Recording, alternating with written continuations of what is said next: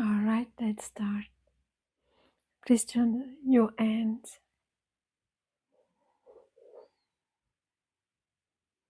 in front of the heart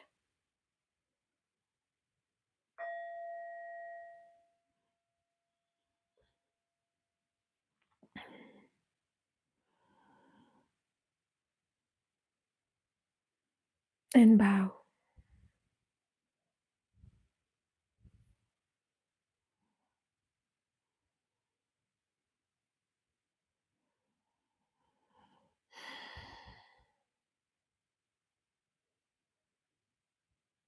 So what can be skillful means useful before starting meditation, or just when we have a few moments uh, during the day when we come here to sit, to pause, frenetic life, we can bring contentment forth. So contentment, being content with what we have. This is, we can reflect on that just in that moment right now, sitting, having a kind of peaceful enough environment in order to receive, listen to the Dhamma, the spiritual teachings. Just that, we are very lucky. You have maybe no idea. So lucky to be able to listen to the Dhamma, healthy enough to be able to sit or even lie down, but to have enough good health to be attentive. Maybe, most probably, we had enough food today already to maintain this life.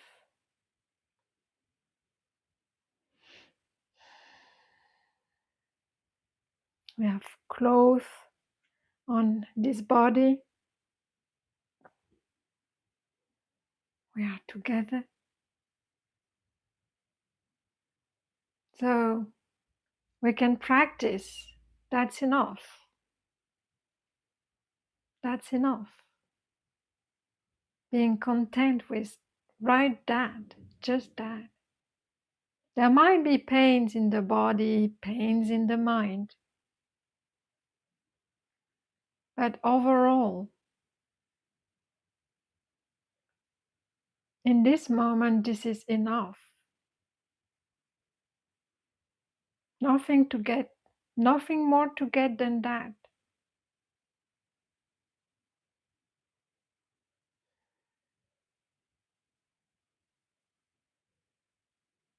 Nowhere to go, nothing to elaborate.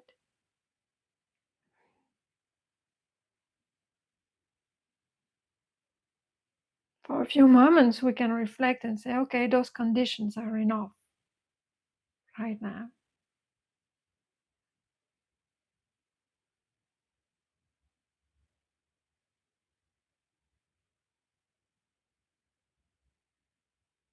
There is no desire to change anything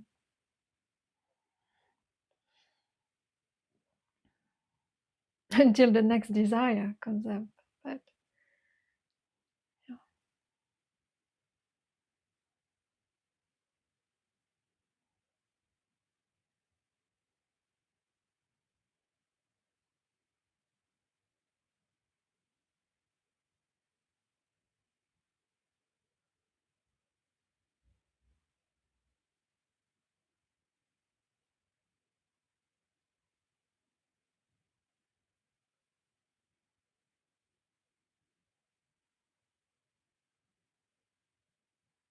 There is nothing to chase.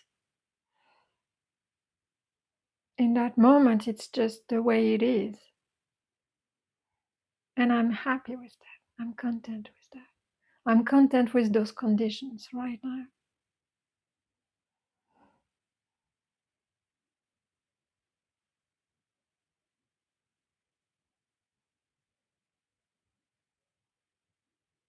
And you can realize, okay, now I'm content, I'm happy, and now what?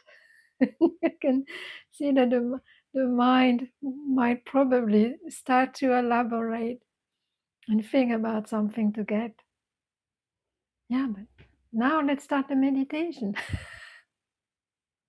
right?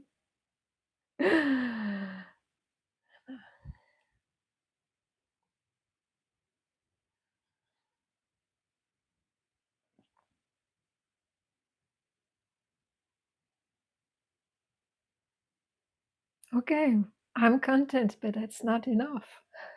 For long, I'm content, and then now what? So it's interesting just to practice that every day.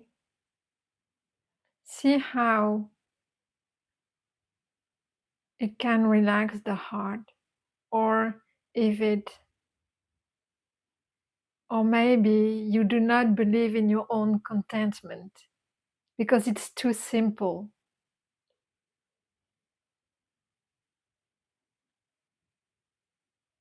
It's too simple because nothing is happening somehow. There is nothing added to your person. Maybe something is extracted. Maybe something is lighter. It's in the heart. Or maybe you do not see any difference. Or you feel that this contentment is fake, not really full.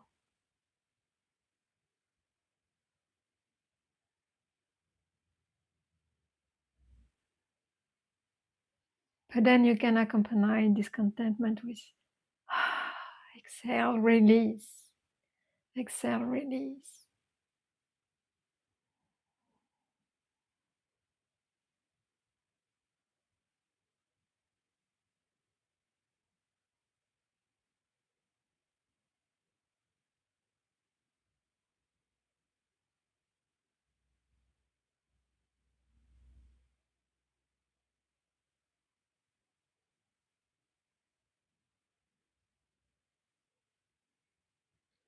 Body, silence in the mind, activity in the mind,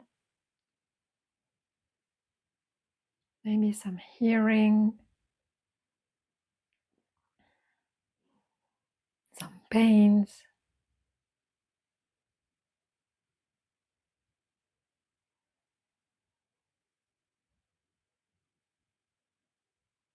But I would say that overall, when this contentment is practiced and the mind stops creating more things to get, things to change,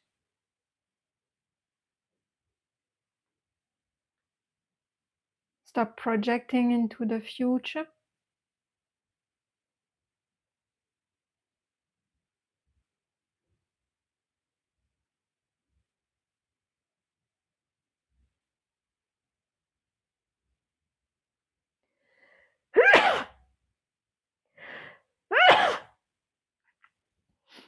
sorry.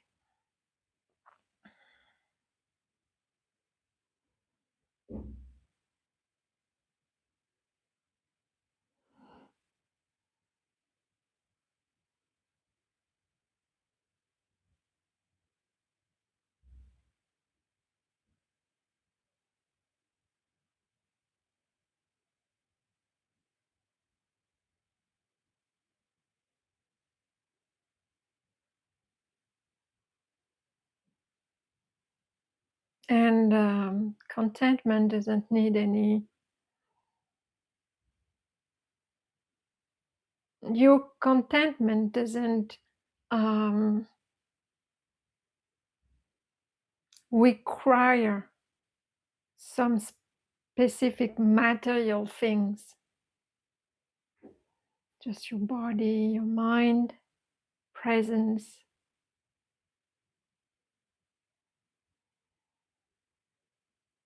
And you can practice everywhere, yes.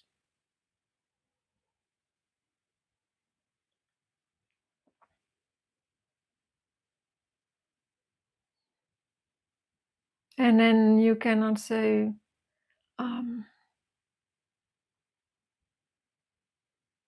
start to reflect and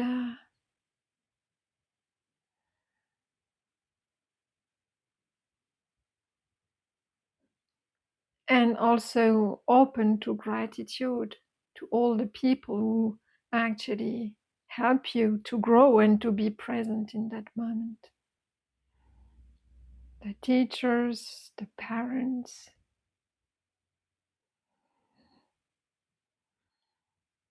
caregivers, anonymous people, and then it can bring more contentment into that moment. On this topic of just short reflections to bring during the day in order to ease the mind activity and the urge to do things and the pressure of daily life, there are these 5 daily recollections. The 5 daily recollections. Well, some call them the 5 subjects for frequent recollection. And I don't know if you've heard about that. I talked about that long time ago. Even I gave a class, but that was maybe almost 2 years ago, if I remember. And usually those 5 daily recollections helps you to bring back your perspective of life in the Dhamma, to ground you in the Dhamma again. It's like if you can every day take refuge in the 3 jewels, the Buddha, the Dhamma, and the Sangha, every day like a short routine, then again, it reminds you your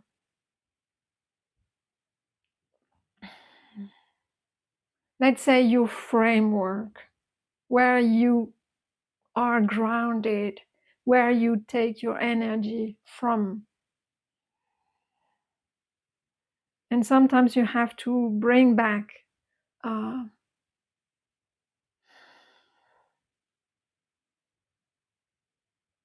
yourself into the Dhamma, I would say, because the mind will, with its greed, aversion, delusion, will spread the attention outwards in many different projects and wanting and cravings and suffering and wanting to get more, wanting to get less, wanting to answer. And there will be lots of thinking. And sometimes just to bring you back to, yeah, okay, my refuge is the Dhamma. What does it mean? Because mind likes meaning, right? But sometimes also the mind kind of fabricate and make up big problems around small things. So we have to bring back the perspective, right? So there are different ways for that. But the 5 daily recollections are a good way. So there are different forms written. I have one here. Where does it come from? So the Common Ground Meditation Center booklet. I can send it to you, or you can find it online. And this is from the Thai forest tradition. And the first subject to recollect is very simple, but this is: I'm of the nature to age. I have not gone beyond aging. So this is a way, of course, to remember our impermanence, and also to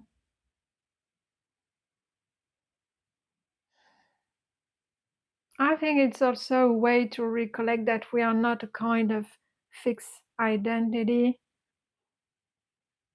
and that this body at some point will uh, change, and we cannot do anything about it. So we have to somehow accept it, right? I am of the nature to sicken. I have not gone beyond sickness. So usually when we get sick, it's, it might be, it stops our life. We are used to a certain routine, to do things this way or this way, and suddenly if sickness arrives, it's like, huh, we forget that the body gets sick. It's its nature from time to time. So it doesn't come as a surprise or as an annoyance. If we daily recollect that as, yeah, okay, sickness is part of human life.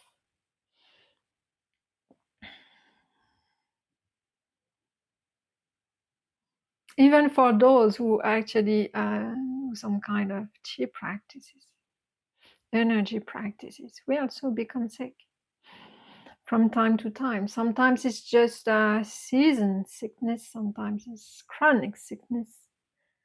Any kind of illness is it's part of life. And yes, when we are sick, things slow down. We need maybe some help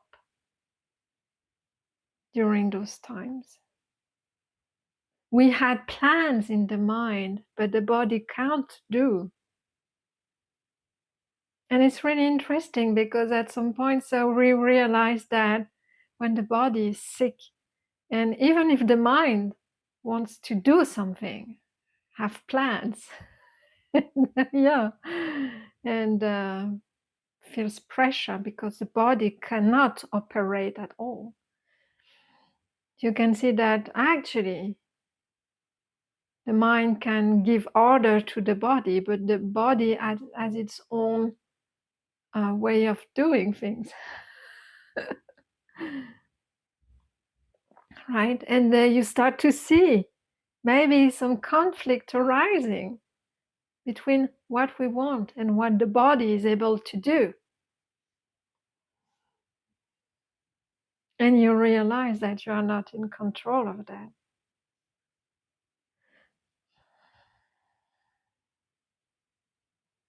And you realize that, I don't know if you were your body or if there was a self, then you would say to the body, now don't get sick.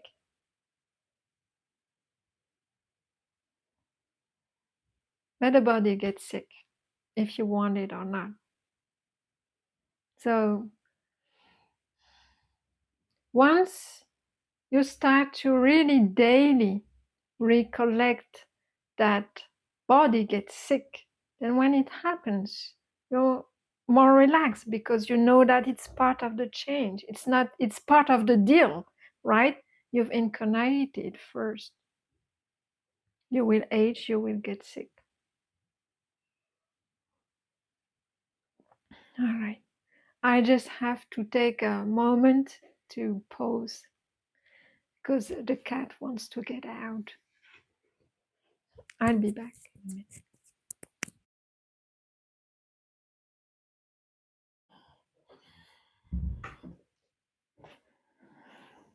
Of course, we can extend this reflection to our pets and to the people around us too.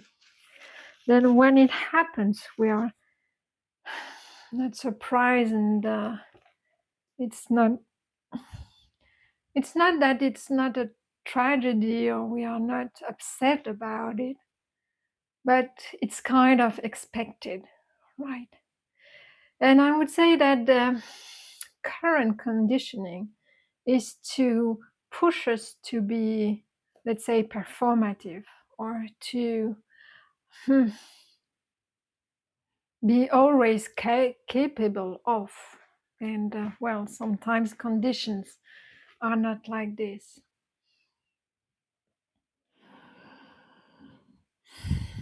We are no longer capable of. And then, of course, we have to adapt. All right. We have to adapt. We have to accept what the body can do, and what the body cannot do anymore. And yeah, it looks very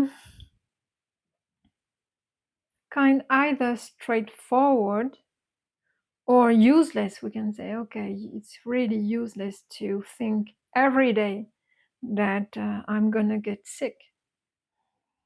Or you can think that, all right, it's not very cheering or not very joyful to think about aging and about sickness. But I can tell you, when it happens, because of course we are getting there. Or sometimes there are chronic diseases that appear in your life, and yeah, a kind of from one day to the next, and it will change completely your life. And you will have really, because the mind has habits, so your life is kind of, there are routines, a job, the things that you like to do, and with sickness, then everything stops. Everything stops somehow, and then you are no longer able to stand, to go to the toilets by yourself and things like this, to cook for yourself, to carry things. You don't even have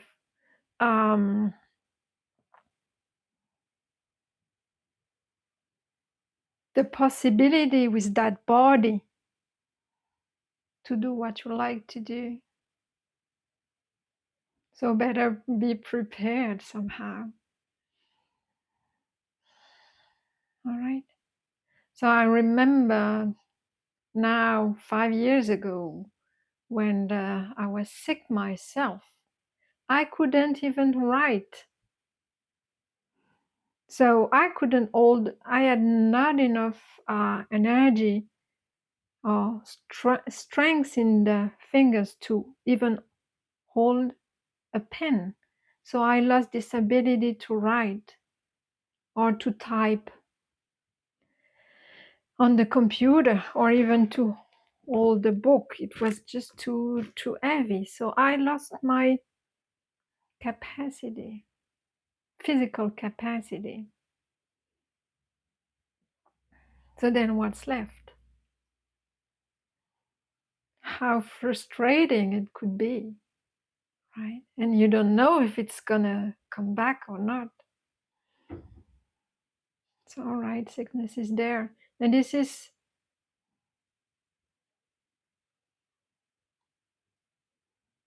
why Dhamma is really a refuge. Because once you have trained in wisdom, when those kind of degradation of the body happens, then you know what to do. Not that there is something to do, but you know how to reduce the suffering for yourself and for others. If you have some people who take care of you, that even if you are very sick, you remember what's benefit for you and for others, kindness.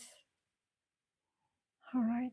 You do not solidify it around your around your sickness, around your status. It's not easy. It's not easy.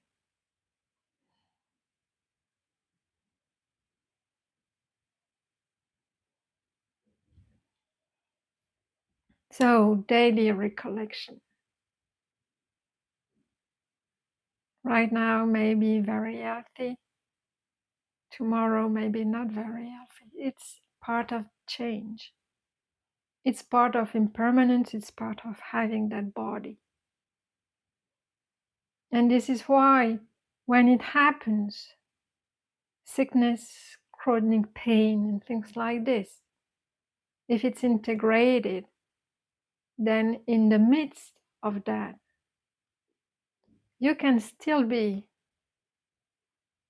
kind, happy, or at least keep your goodwill.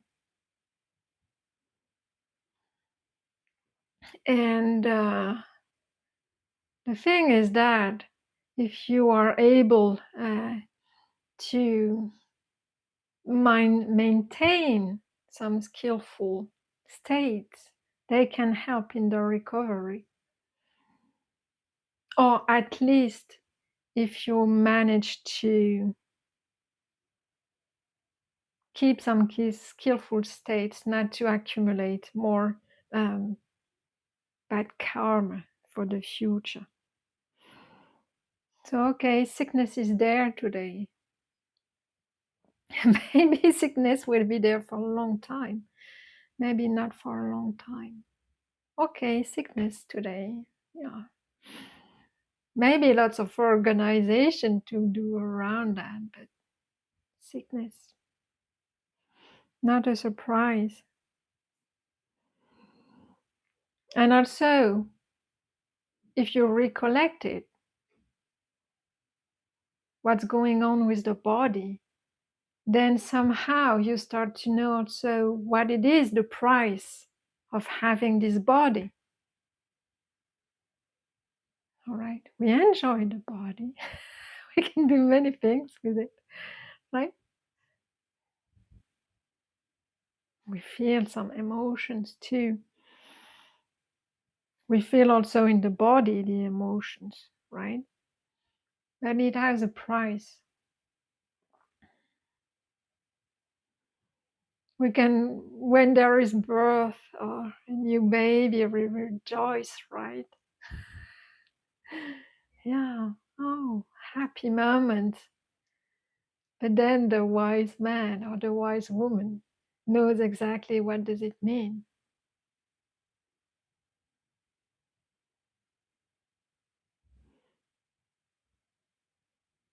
But we won't say anything at baby shower party, you know. We won't say, yeah, yeah. Sickness, aging, and death. But this is what it's all about. We have to be honest about that. But we just share the joy of everyone, of course.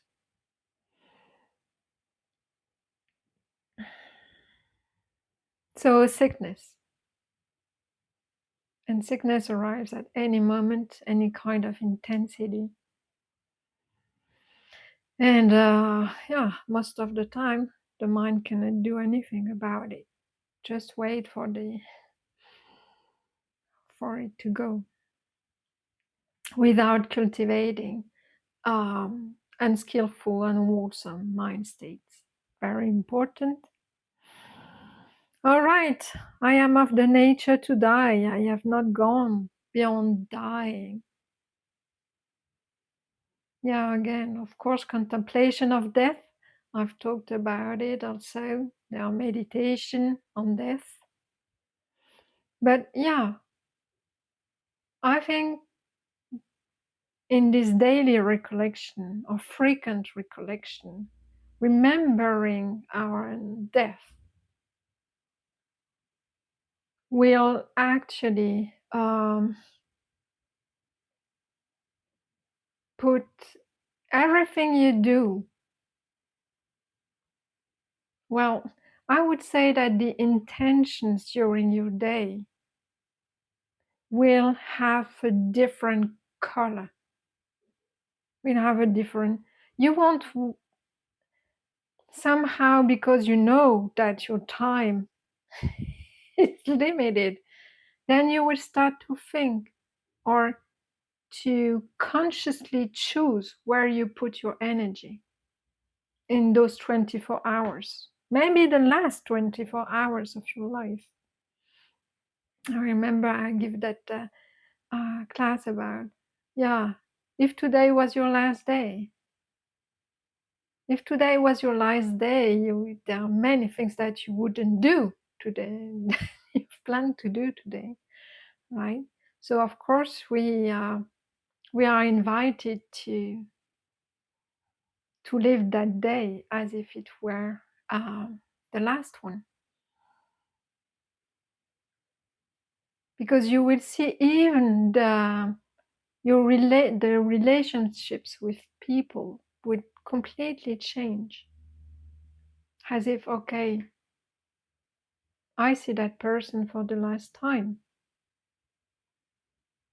What I want this interaction to be, as conflict, as openness. Of course, this is making up the situation, because you don't know if it will be your last day. But most of the time, we think like it's not. We live our life in this illusion that we still have 40 years. We mostly live our lives like this, rather than, oh, it might be my last day. So the default mode is to not recognize that today can be the last day. Our default mode of living is, yeah, tomorrow. Tomorrow already exists by default. You wake up you do not have this conscious thought, but it's the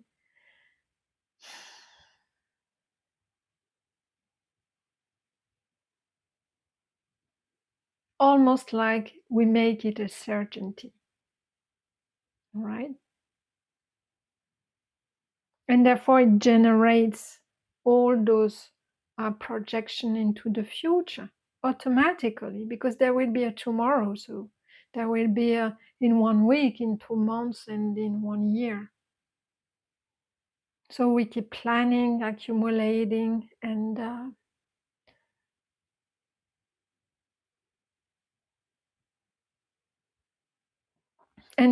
having certain kind of interaction with people. But I would say that if really it would be your last day, even the way, even your enemy would look like very different. You would say, okay, today my last day. I won't spend it being angry. No, thank you. Not my last day. So I won't go into fight. I won't go into this thought pattern, and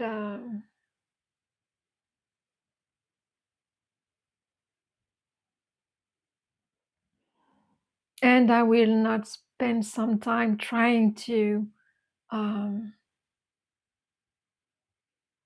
make my point or my viewpoint important. Maybe this discussion is not that important. Maybe not having being right is not that important in that moment. I have more important things to do for my last day, right? What kind? Then you say, okay, if I had 1 week to do, 1 week left, of course you will see that the qualities you want to have, you want to fill your last day with, are totally different. It won't be around accumulated more things. It won't be even in trying to change you. It won't be to be, okay, I have spent all my life to be my inner judge. How bad I am or not good enough I am, how I could become someone better, and so on. Okay, 1 week left. No, let's see something else maybe. This I can put down. This I can release. Because maybe what's important is just to stop the freeziness, this kind of madness of the mind. I just want to sit there and look at the sun, look at the snow. I don't know. You remember that if it was really if it is really your last day, you want to simplify everything. When I was sick, I couldn't go to work. I was working a lot, like that was my career. And then one day to the next, then nobody. I couldn't go to the lab. I had nothing to do. No mission, no goals, no. And people, of course, they start to organize their life without you. So you get forgotten. All right. And then everything simplifies. What's left? So if you do not have the Dharma, what's left is your mind just spinning, spinning, spinning about what you've lost. Rather than, yeah, what is there? And what this simplicity brings. How can I release? How does it feel when I release? How does it feel when there is no roles to attach to?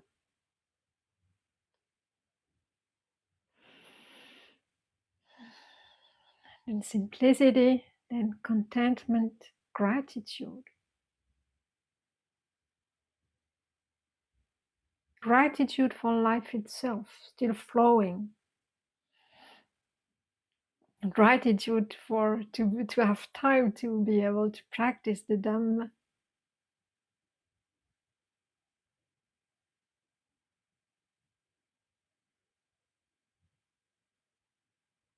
Gratitude for people who help you when you can no longer make a living.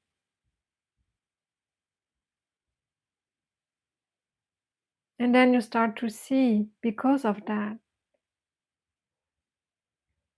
change of perspective. Just because the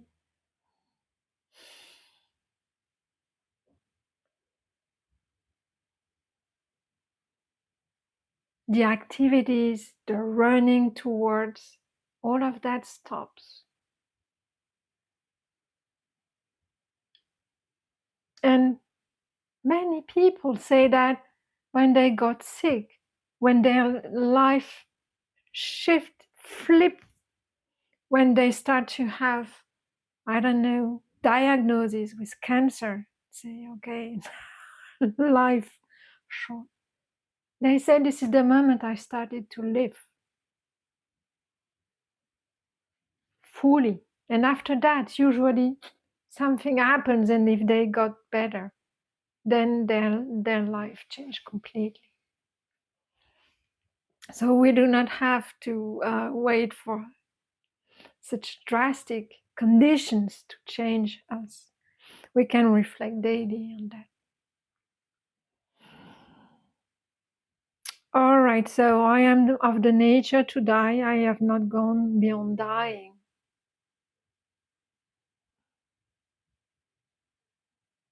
Yeah, this is also, it can be linked also to the non-self. We cannot choose when life will expire. We have no control about that. All right. So again, that's very joyful. It can also bring some, urgency to practice the Dhamma, to be liberated. Because as I taught recently, yeah, The goal of the path is to stop the process of rebirth.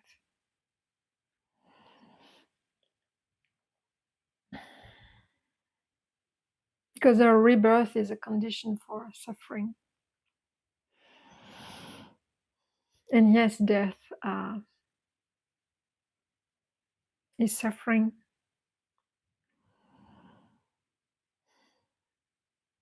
And another subject for frequent recollection says that all that is mine, beloved and pleasing, will become otherwise, will become separated from me.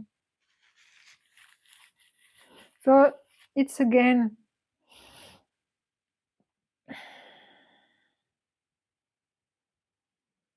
so I read it again. All that is mine, beloved and pleasing, will become otherwise, will become separated from me. So whatever you accumulate, you get, possess, uh, which you consider as yours, well, at some point it will change, maybe. Yeah, how to say that?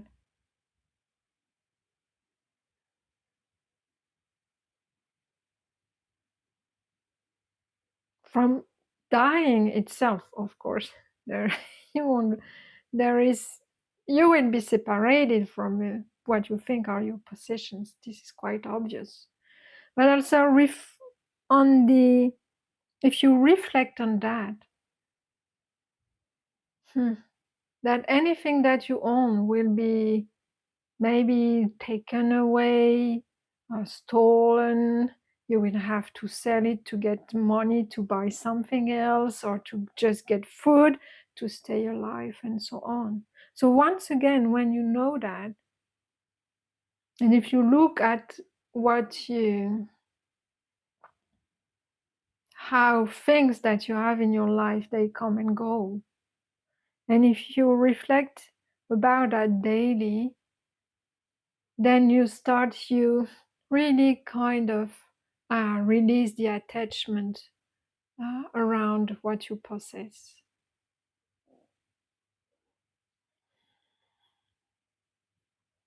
And once you know that, then, and once you recollect that every day, then again it doesn't become as a surprise, and when it happens, there is less resistance, more peace of mind around what you possess.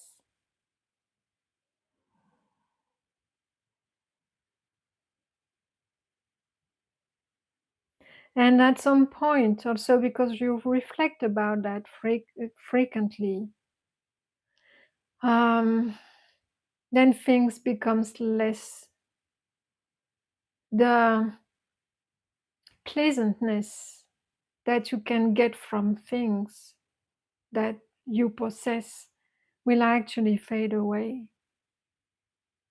You say, okay, it comes and goes. And the impermanence will say, okay, yeah, maybe no more. Maybe I'm no longer interested in that. These objects would bring pleasantness for a while, and then I will forget about it. Or then I will feel it very pleasant and it will be taken away, and I will feel sad because of the attachment that I have to that object, because I want this pleasantness to uh, last, to remain. So you kind of say, okay, I had enough, I understand. It won't stay with me.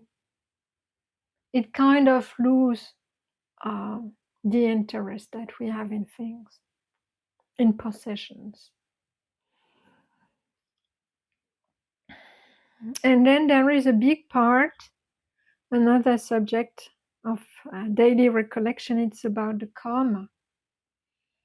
This is also a key teaching, and we forget about it, that every time we make an action, that we have an intention, even in the mind, even if it's not speaking or doing, every intention as bears results, karma. And intention is key. So unwholesome states and wholesome intentions brings, let's say, bad results, painful results. Wholesome states, intentions bring bright results. So it's about karma. And it's not a matter of you believing in it or not, and you want choosing that to apply or not. It's not, it will be. It will be. Every intentions carries karma. So it says, I'm the owner of my karma. So every intention, the results of your intentions, you will. Well, there is no being, but that means it will not be the neighbor who will actually experience the results of your intentions. You. So you're your owner, the owner of your karma. You inherit your karma, and it says also that you are born of your karma.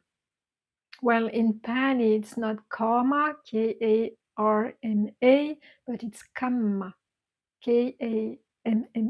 So let's use the Pali word kamma. So you are related to your karma, you abide supported to your karma. So it means also that the condition status of your body is related to to your karma, to your intentions.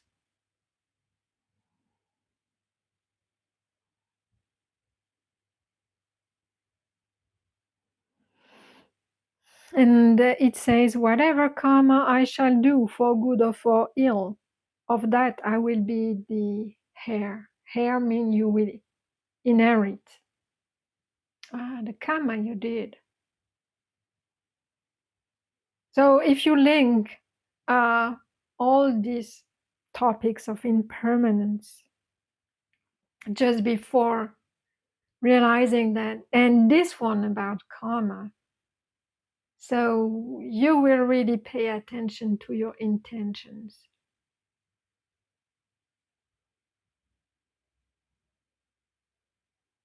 And I think to be conscious about every intentions, everything you say, you think, and you do have a result. And you will be the one who will experience the results, not someone else. You cannot decide, I don't want to, to experience the results of the karma I did. It doesn't work. All right? It's aversion. It's more karma making. So you accumulate the karma and you will experience the results of your karma. All right. And the path is to base your life on good karma, to end karma.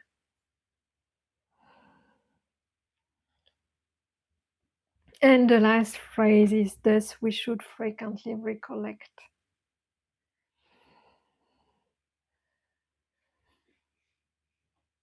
So even sometimes when you say, okay, I do not, when you are lazy, because it happens, I don't want to sit, or my mind is not collected, and I just have 5 minutes. What I shall do, either I don't know, do something useless, or these 5 topics are frequent recollection. And then it will set the day. It will set the intention. Dhamma is not fun somehow at the beginning, because we have to recollect, okay, I'm going to age, I'm going to be sick, I'm going to die.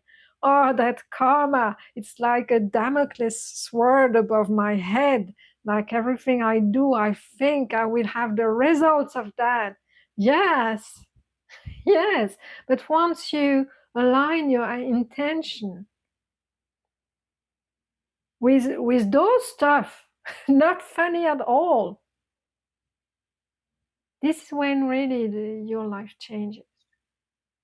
This is when joy arises, because you will pay attention. Okay, I will not harm.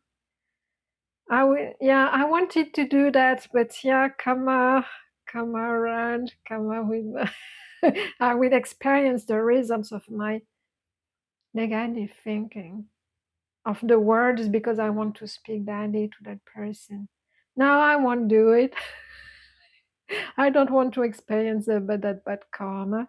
I know it's for my, it's waiting around the corner, and it's gonna hit me back, right?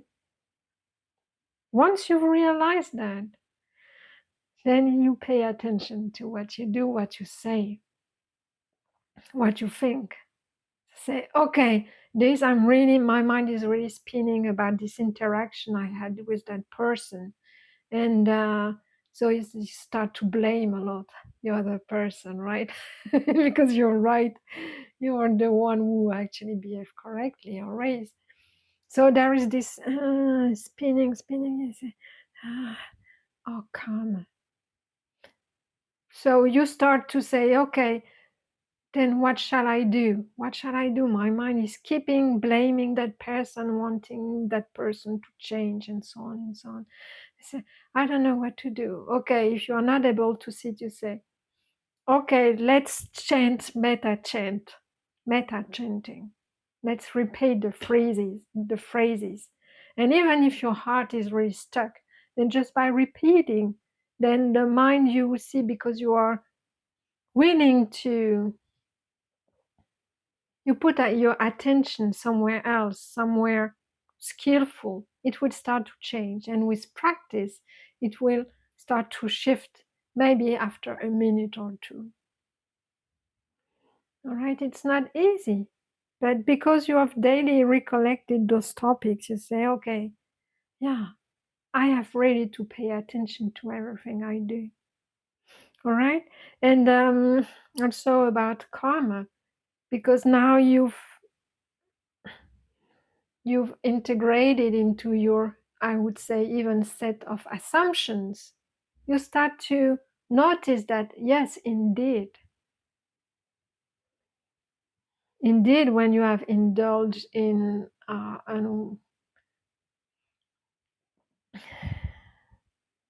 I don't know, in sensual pleasures or in cravings or in attachments or and so on, then your mind has specific qualities. And because of that, does those activities are actually bring you more happiness or less happiness, more release. Maybe then you start to feel guilty, remorseful because of something you've said or you've done. Then you say, okay, those emotions I'm feeling right now are actually the results of what I did before. Yeah. And so you start to see that indeed this law of karma is actually happening, even if nobody told you that that's the case.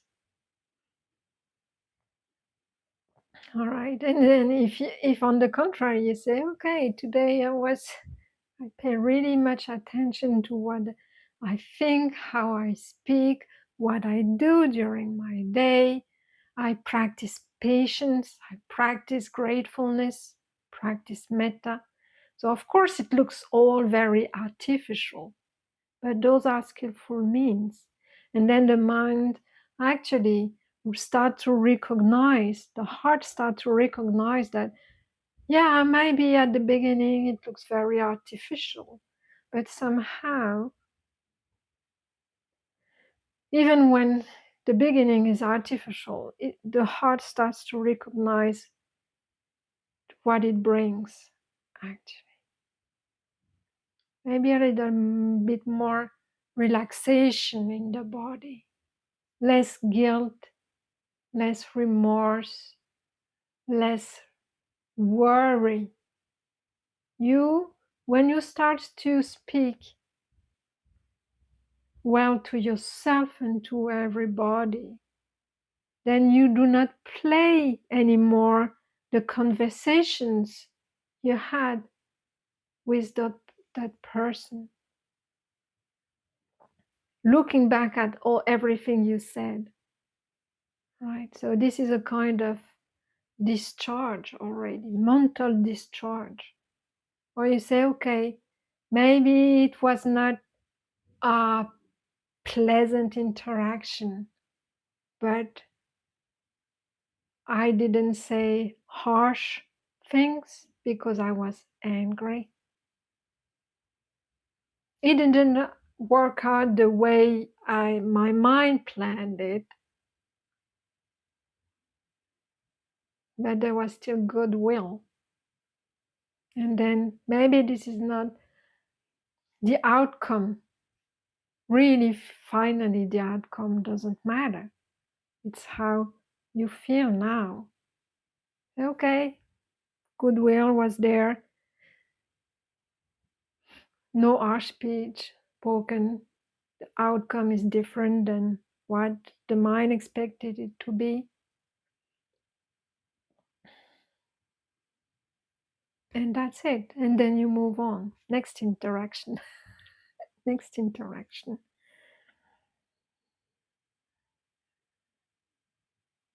And at some point, the mind will learn where to go. Okay, I know that if I speak out my truth, speak out my viewpoint, and impose on someone, trying to force something, then afterwards there will be this internal battle in the mind,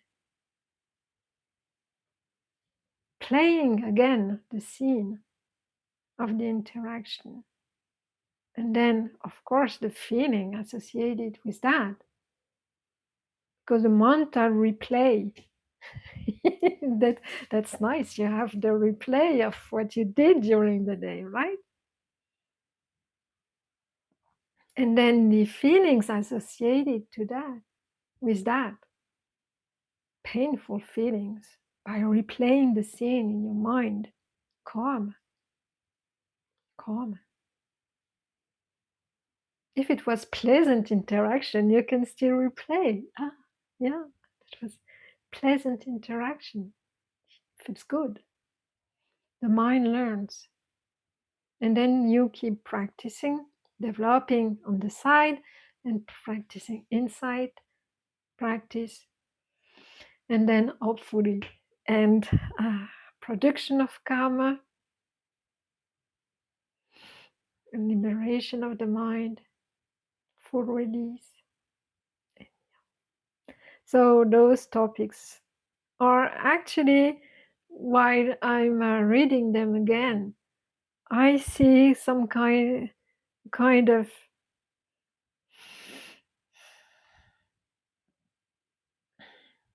maybe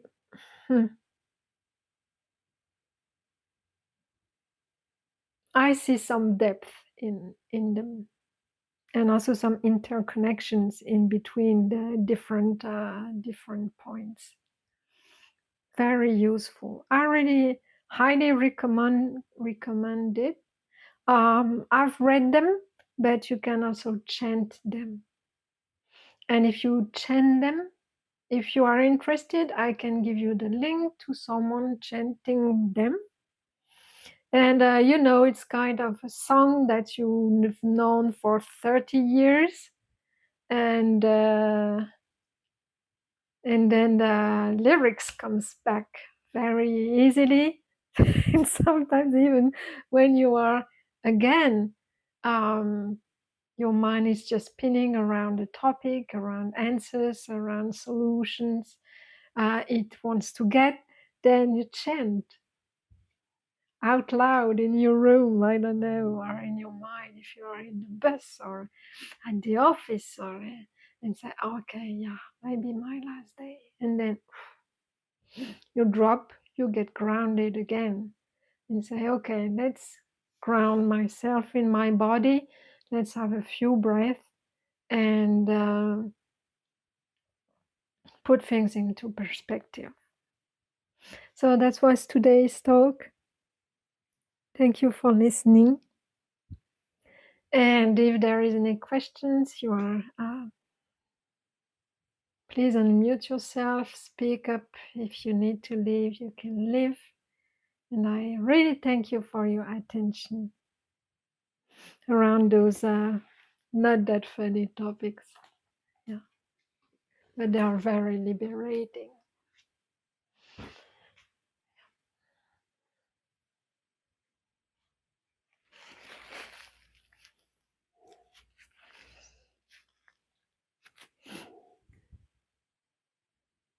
You are all welcome, very welcome.